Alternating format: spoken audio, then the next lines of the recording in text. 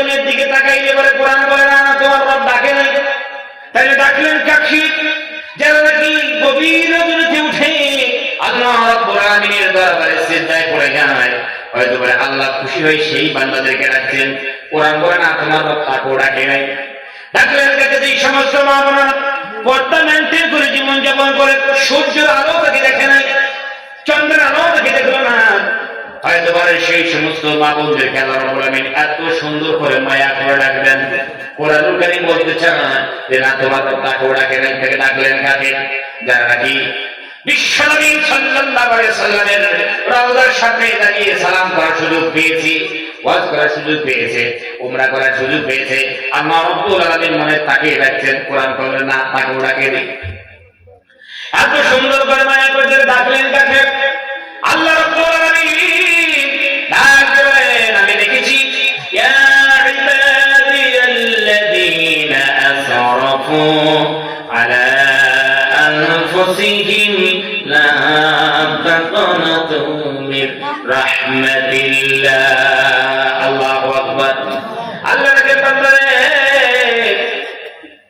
যারা গুনাহ করে করে নিজের জীবনের উপর অত্যাচার করেছো, যারা গুনাহ করে করে বান্দারে তোমরা জীবনটাকে নষ্ট করে দিয়েছো, সারা জীবন মদ্যপান করেছো, মদ্যপান করতে করতে বান্দারে নিজের কলিজা খানা পুড়িয়ে দিয়েছো, নিজের জবান খানা পাক করে দিয়েছো।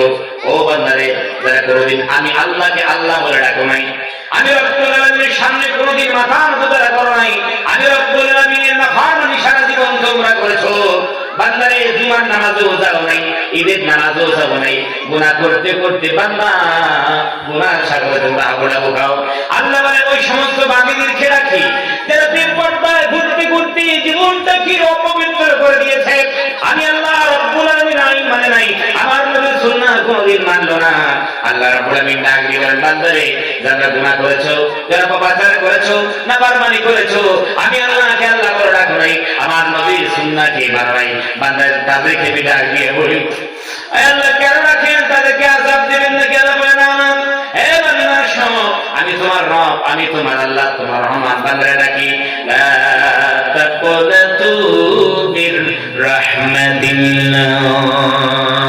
আল্লাহ রাব্বুল বান্দারে গুনাহ করেছো, পাপাচার করেছো, কিন্তু আমি রব্বুল আলামিন রয়েছি বান্দারে, আমার রহমত থেকে তোমরা কোনোদিন নিরাশ হয়ে যাইও না।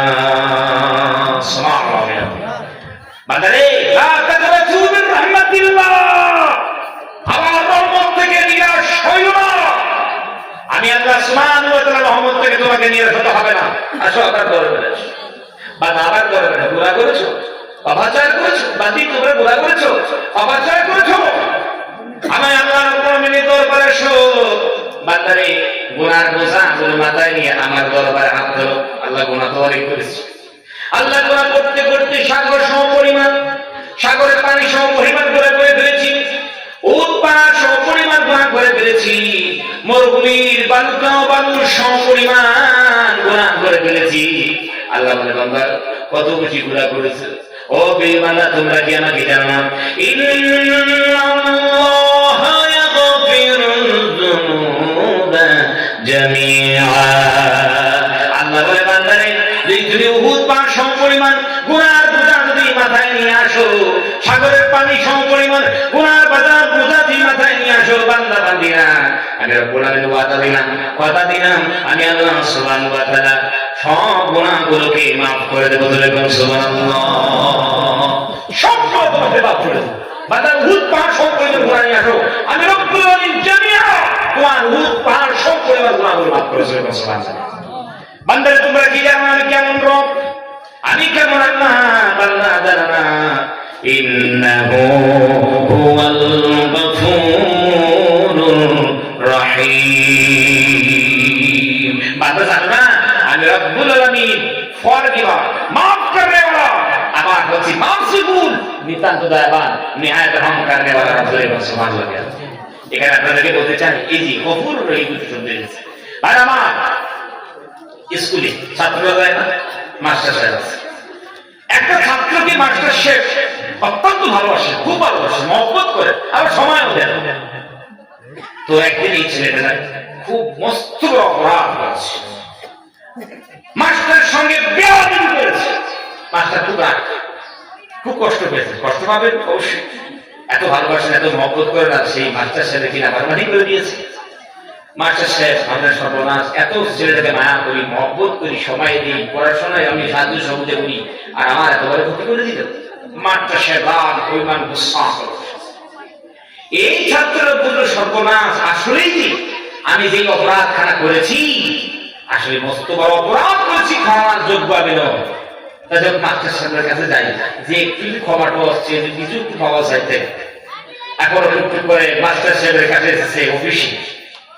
মাস্টার সাহেব যখন ওই ছাত্রকে দেখেছেন মাথাটা মতো করে নিয়েছেন, মানে এখন এই ছাত্র মাস্টার সাহেবের কাছে এসে মাস্টার সাহেবকে বলে, স্যার আসলে যে অপরাধ আমি করেছি, চরম অপরাধ করেছি, বেয়াদবি করেছি, আমি আপনার কাছে এসে বলতে চাই মাস্টার সাহেব, আমি এসেছি, আমি আগামীতে কোনদিন এইরকম অপরাধ আর করব না, এক্সকিউজ মি, সরি, আমাকে মাফ করে দেন।